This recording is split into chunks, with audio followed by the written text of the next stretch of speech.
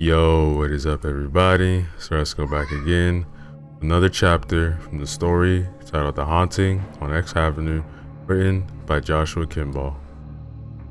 Remember to use the links in the description below. Show love to the author, like, comment, and subscribe. Chapter 9. Before leaving for the house, Alicia had opened her third eye and surrounded herself with a shield of light in her mind, where she felt protected. She had a pretty good idea of what was in the house because of Esther. At the time, Alicia had not focused her abilities on the house entirely. As she placed her hand on the cold, unwelcoming doorknob, she felt rage and hate directed at her by the black shadow in the upstairs bedroom. The thing, the multicolored face. Alicia knew that it was a poltergeist, and she knew that she would need time to deal with it. More time than tonight allowed for. She was more interested in what else was in the house. She entered the door and looked around the living room. People were there, ghosts, shadows, and echoes of the dead men. Men, women, and children. Many of them had not even lived in this house. Alicia caught her breath in shock and horror. This house had become a purgatory location. These souls had been brought here and were trapped.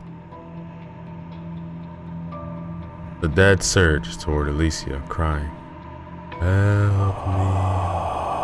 Help me!" They clawed at her. She felt the coldness of their dead energy pass through her.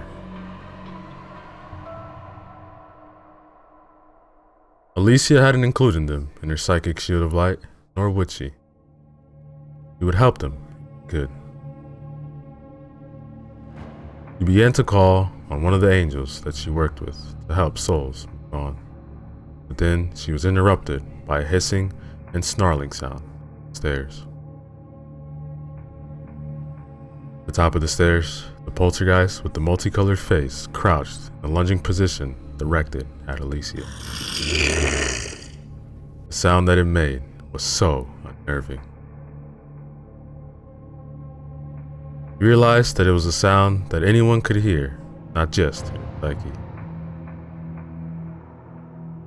He was tempted to relate to and give in to the same terror that the other men felt waiting outside. She reminded herself that she was protected and redoubled her efforts to call her angel. A beam of light surrounded each trapped soul, and they began disappearing, one at a time. 3 people remained: a man, a woman, and a child. These 2 adults looked at Alicia with open distrust in their eyes.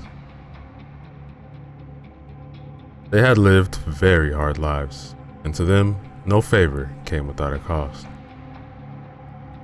But the child could not read. A set of cold, unwavering eyes stared back at Alicia and made her blood run cold. It wasn't human. It was never human. It was ancient and evil. The poltergeist had been serving it as a guardian, thing that exorcisms wouldn't work on.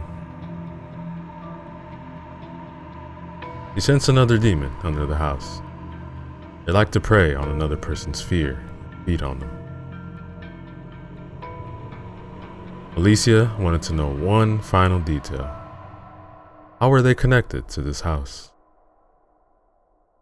The poltergeist had been created through emotional trauma by a woman who lived here decades ago and had been a psychic. Her children, who had abilities, continued to feed, yet by stress and emotional trauma. Over the decades, he became powerful, able to jump inside weak people and make them do things, able to physically attack people, but demons were summoned in the last 20 years. A group of teens were on the property and they played with the Ouija board, opening a gateway.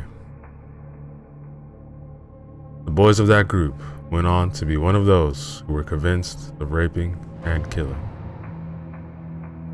2 survived. The girls died, all but one, who was medicated and institutionalized. The board was sold in on a yard sale, and the gateway was still open. A skittering noise sounded above Alicia's head. He looked up to the ceiling to see a giant, shadowy black widow spider the size of a German shepherd hanging upside down, staring at her with 8 glossy black eyes. It clawed in the open air in her direction. Realizing that this was she was in over her head, Alicia slowly backed out of the house and closed the door. Now, ladies and gentlemen, the end, chapter 9.